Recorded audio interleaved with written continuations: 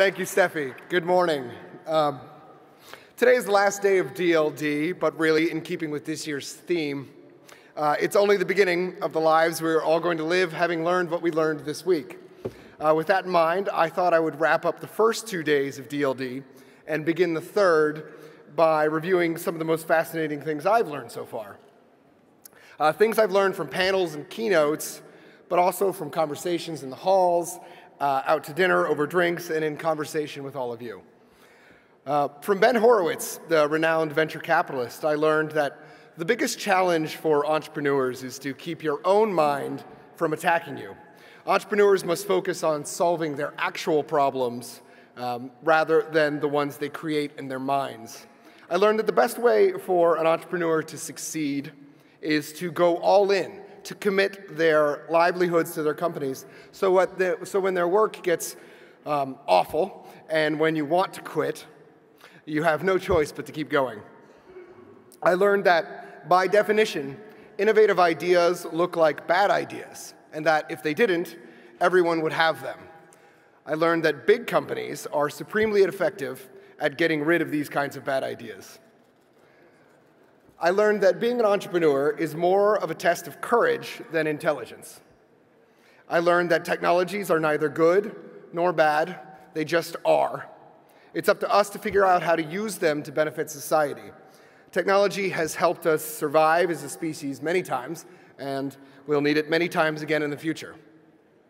From Travis Kalanick, the controversial CEO of Uber, I learned that even the most hard-edged, combative, and competitive CEO of our generation can learn to strike a new tone and preach the merits of collaboration and even some government regulation.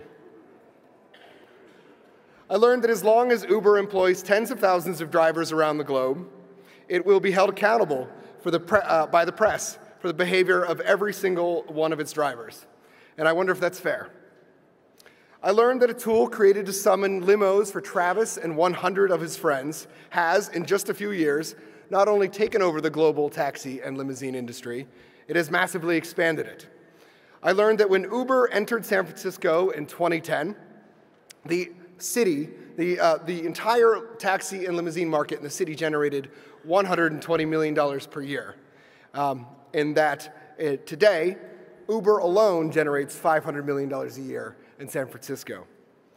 I learned that there are 1 billion cars on the road and that they go unused 96% of the time, which is a waste of nearly $20 trillion in assets. I learned that parked cars take up 15% of city space. I learned that some government regulations in the taxi industry are beyond obscene. There were 13,250 taxis in New York City 50 years ago. Today, after the city has multiplied many times in size, there remain 13,250 taxis in New York City.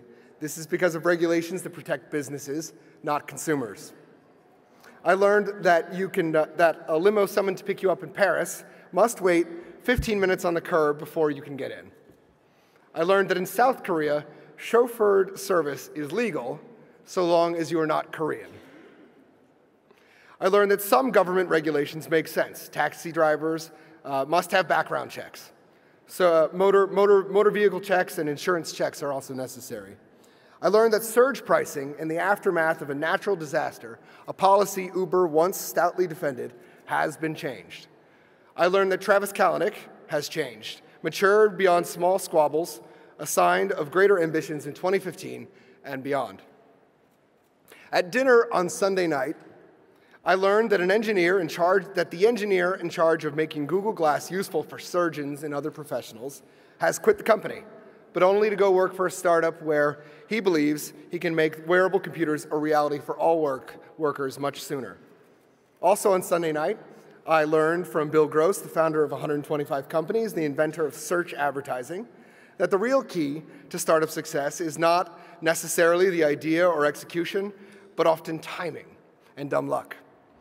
On Monday morning, from Wes Nichols, an executive at MarketShare, I learned a stunning statistic. Only 5% of boards have someone with marketing experience on them. From Ariana Huffington, I learned that the need for downtime is not a bug in human beings, it's a feature. I also learned from Ariana that given a choice between sitting alone for 15 minutes in silence or suffering an immediate electric shock, men will choose a shock 67% of the time. Women, more sane, will still choose the shock 25% of the time.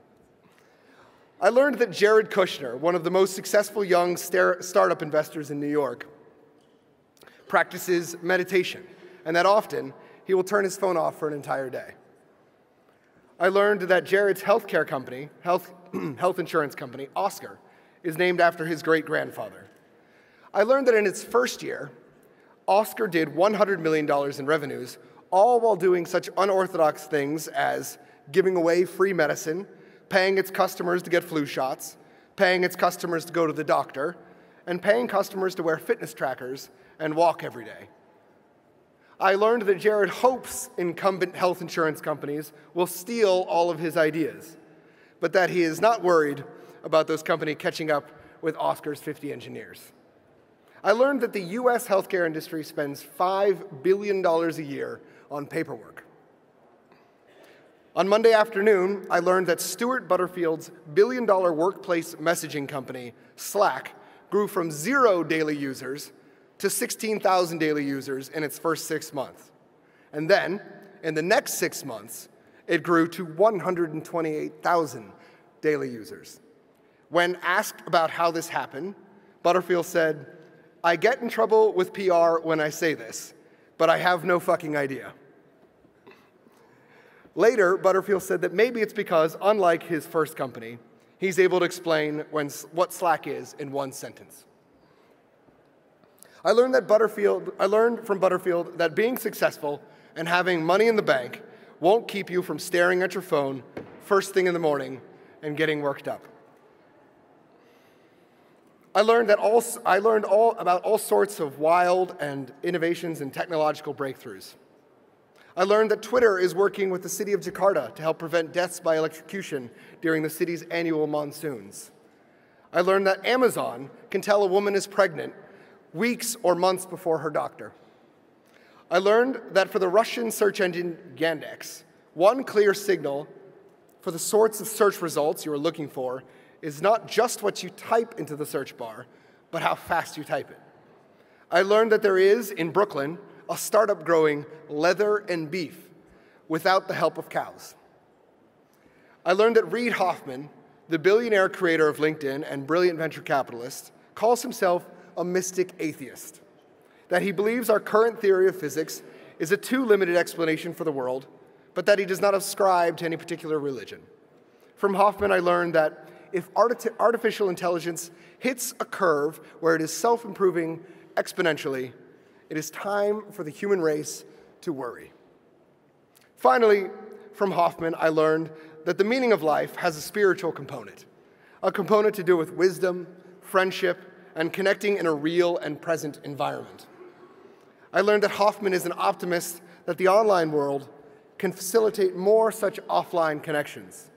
Connections like the ones we have all made here at DLD, where it is only the beginning. So thank you very much for your time.